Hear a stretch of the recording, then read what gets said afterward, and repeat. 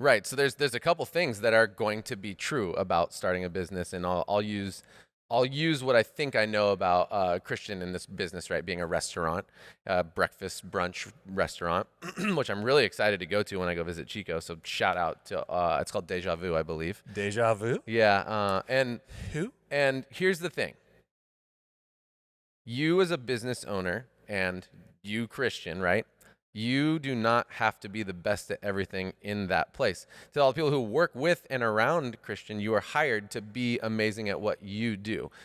The thing that business owners need to be is exactly that: the coach, the the play calling quarterback, not the physical quarterback all the time, the person who understands this is our vision, this is our quality, this is our value system, this is what it feels like, looks like, and is like to be here.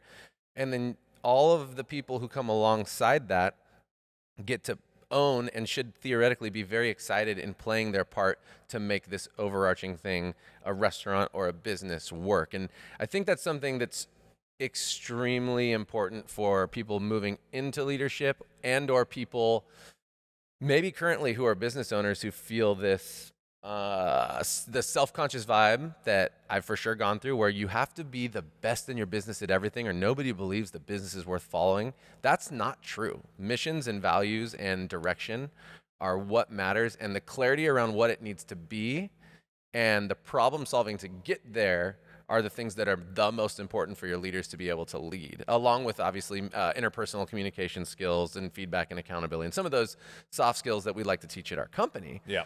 But things that I want to put on the table for anybody starting a business, anybody running a business, is that the job of the owner is to ensure, or the leaders in general, is to ensure that you're all moving in the right direction and that people are able to be better. That doesn't mean, for instance, that I should be the best chef in our company just because we have a kitchen.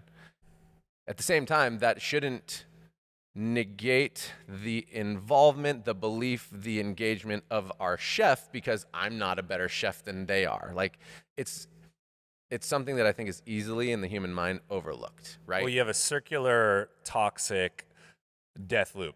You could have one, right? Which is, I was treated poorly as an employee. I also had a boss who never showed up. Therefore, I talked a lot of shit about the boss. I'm working really hard. What the fuck is the boss doing? Mm-hmm. And, there's two different kinds of bosses in that category. There's the boss who, well, there's probably three.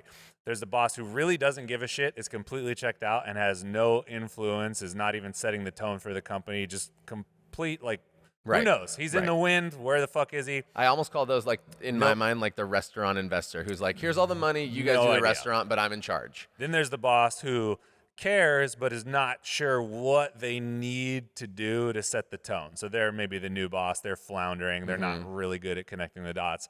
And then there's the other boss who's, there. He's activated. Maybe sometimes he's a little overly involved. But if you go back to these quote unquote bad bosses, right? I had a bad boss. He was never there. So now I'm going to be the boss. So I'm always going to be there. Yeah. I'm going to be doing everything, and everything I do, it's going to be the best. Hold me accountable. Every job at my company, people are going to look up to me and say, you know what? Chris does that real good. He gets He's it all. real nice with that shit. Yeah. I'm gonna bring it like Chris does. It's completely not feasible, nor should it be. I mean, if you have an organization that's complex, you should understand how all the pieces work. Like, Right. You're not going to run a coffee shop, have no idea how espresso works. It's just not going to happen. Sure.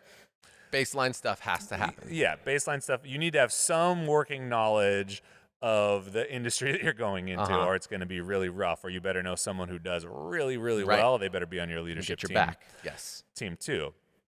But that toxic mindset where that almost guilt forms from, it's kind of neat to, as an employee, be able to detach and look at, like, okay, what am I actually upset at my boss for? Like, what am I mad about really?